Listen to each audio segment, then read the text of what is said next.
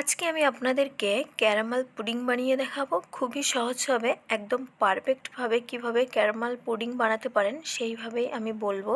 তো দেখুন কিভাবে বানাই, শুরু করা যাক। এই পুডিংটা আমি মিল্ক আর ডিম দিয়ে বানিয়েছি।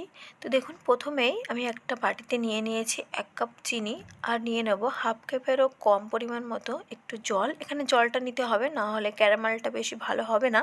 তো দেখুন একটু নাড়িয়ে চাড়িয়ে নেব প্রথমে, তারপরে আর খুব বেশি নাড়ানোর দরকার নেই। আস্তে আস্তে দেখুন ক্যারামেলটা আমার তৈরি হচ্ছে, কালারটা চেঞ্জ হচ্ছে। তো ক্যারামেলটা রেডি হয়ে গেলে যে বাটিতে আমি এই পুডিংটা রেডি করব সেই বাটিতেই নিয়ে সাথে সাথে একটু নাড়িয়ে চাড়িয়ে এইভাবে করে নিতে হবে। খুব তাড়াতাড়ি জিনিসটা বানাতে হবে, না হলে কিন্তু চিনিটা লেগে যাবে আর সরবে না। তো দেখুন আমি বাটিতে ভালো করে সেট করে নিয়েছি। এবার আর একটা বাটিতে আমি নিয়েছি একটা ডিম। আর এই ডিমটা ফ্রিজতে থাকলে ফ্রিজ থেকে 30 মিনিট আগে বাইরে বের করে রেখে তারপরেই এই ইউজ করবেন, না হলে পুডিংটা সেট হবে না। তারপর দেখুন এর মধ্যে আমি দিয়ে দিচ্ছি 3 চামচ চিনি। এবার চিনিটা দিয়ে ভালো করে এটাকে আবারও ভালো করে এইভাবে ফেটিয়ে নিতে হবে, মানে চিনির সঙ্গে ভালো করে মিক্স করে নিতে হবে। আর এখানে দেখুন লাগছে আমার দুধ। এখানে দুধটা আমি জাল দিয়ে ভালো করে ঘন করে নিয়েছি। আর এখানে আমি লিকুইড দুধ ইউজ করছি, আপনারা চাইলে এখানে পাউডার দুধও ইউজ করতে পারেন, সেটাও ভালো হবে পুডিংটা। তো দেখুন এবারে এর মধ্যে আমি এই মিল্কটাও দিয়ে দিচ্ছি।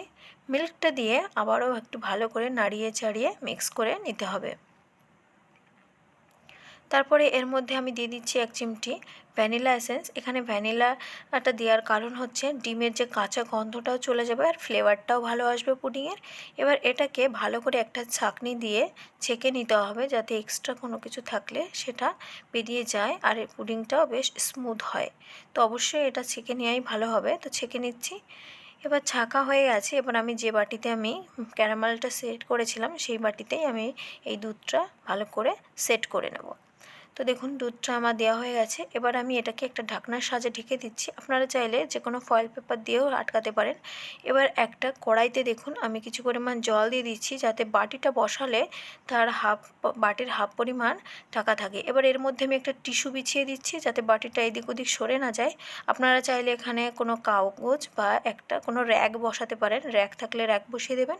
এবার এটাকে একটা দেখুন এই কড়াইতে একটা ফুটো ছিল, সেটাও আমি কভার করে দিয়েছি। তারপর এটাকে 20 মিনিট মতো ঢাকা দিয়ে জাল করে নেব। প্রথমে জলটা জাল ওঠা পর্যন্ত হাই ফ্লেমে রাখতে হবে, তারপরে লো ফ্লেমে এটাকে 20 থেকে 25 মিনিট মতো জাল করব। তো দেখুন কেমন রেডি হয়েছে আমার পুডিংটা, দেখিয়ে দিই খুলে। আস্তে করে আলতো হাতে খুলে নিতে হবে ঢাকনাটা। তারপরে রেডি হয়ে গেলে আমি এটাকে 2 ঘন্টার জন্য ফ্রিজে রেখে দেবো। আপনারা চাইলে এটাকে আধা ঘন্টা ডিপ ফ্রিজে রেখেও খেতে পারেন বা সারা রাতের জন্য নর্মালেও রেখে খেতে পারেন। তো দেখুন রেডি হয়ে গেছে। 2 ঘন্টা পরে আমি ফ্রিজ থেকে বের করে একটা ছুরির সাহায্যে চারিপাশটা কেটে একটা প্লেটে ঢেলে নিলেই রেডি। তো দেখুন কি সুন্দর একদম স্মুথ পুডিং রেডি হয়ে গেছে। এই মিল্ক পুডিংটা অবশ্যই ঘরে ট্রাই করবেন, দারুণ হয় খেতে। এটা আমার হাজব্যান্ড বলেছে খুব সুন্দর হয়েছে। তো আপনারা অবশ্যই একবার ঘরে বানিয়ে দেখবেন, দারুণ হয়। Thank you for watching.